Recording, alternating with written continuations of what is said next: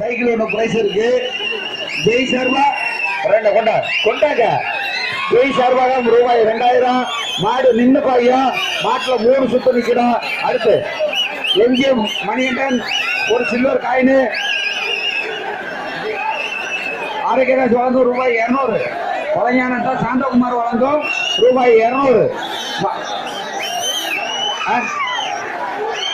Cycle போட்டுது மாட்டை தேச்சு விடு. ஏய், ஒரு ஆள் தான் முடிக்கணும். ஒரே ஆள் தான் முடிக்கணும். கொம்பு பிடிக்காத ஒரு ஆள் தான் முடிக்கணும். சூப்பர்ரா